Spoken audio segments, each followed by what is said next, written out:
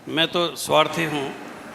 ज्योतिष और वास्तुशास्त्र में मैंने सारा जीवन बिता दिया, पर ये समझ में नहीं आता कि इतने फर्जीवाड़े देश में हो गए हैं, हम क्या करें?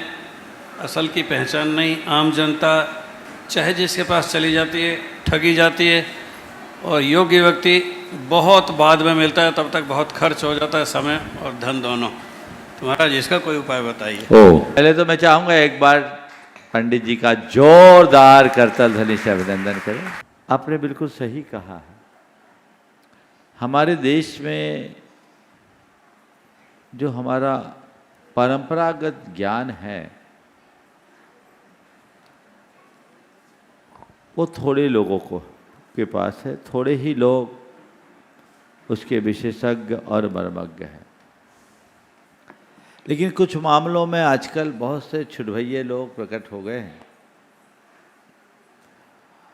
और वो अपने प्रचार प्रसार और अन्य माध्यमों से लोगों के संपर्क में आते हैं, और उसके परिणाम स्वरूप आपने जो दो क्षेत्र बताया, वास्तु और ज्योतिष, दोनों में अनेक प्रकार के, अगर शुद्ध शब्दों में कहूँ तो ठटकर्म शुरू हो गए।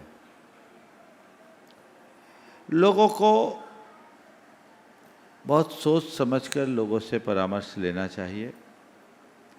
और मैं तो ये कहूँगा जिन्हें शास्त्रीय ज्ञान है उन्हें ही इस तरह का काम कराना चाहिए, उनसे ही काम कराना चाहिए। मेरे पास एक व्यक्ति आए, पेशे से इंजीनियर थे,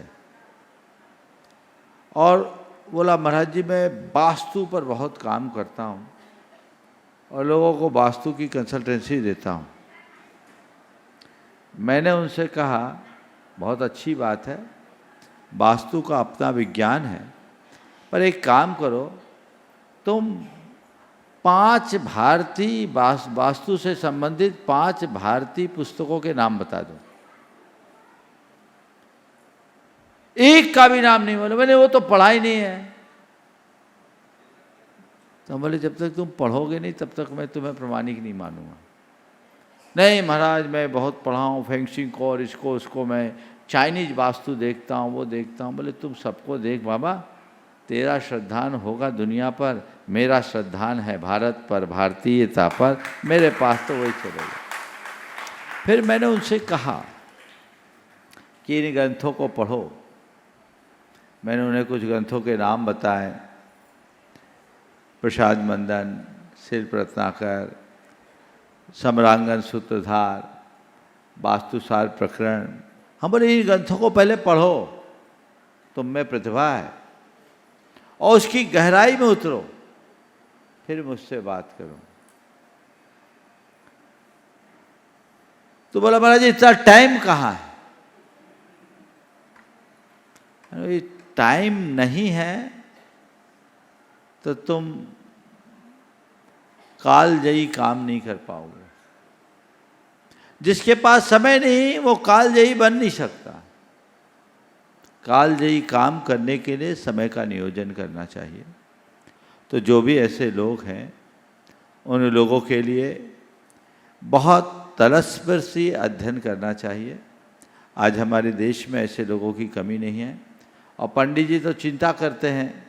डॉक्टर साहब इन्होंने जब ये पहली बार मेरे पास आए तो इन्होंने कहा कि आप 5 जैन व्यक्तियों को मेरे पास भेज दीजिए, मैं उसे अपना ज्ञान निःशुल्क देना चाहता हूँ, ताकि वो उस विधा को बढ़ाए। भेजा पर सब बीच में ही भाग गए। लोग साधना नहीं करना चाहते हैं। साधना करो, ज्ञान की आराधना करो, जीवन में तभी कुछ ऐसा हो सकेगा। सभी लोगों को इस तरीके का प्रयास करना चाहिए।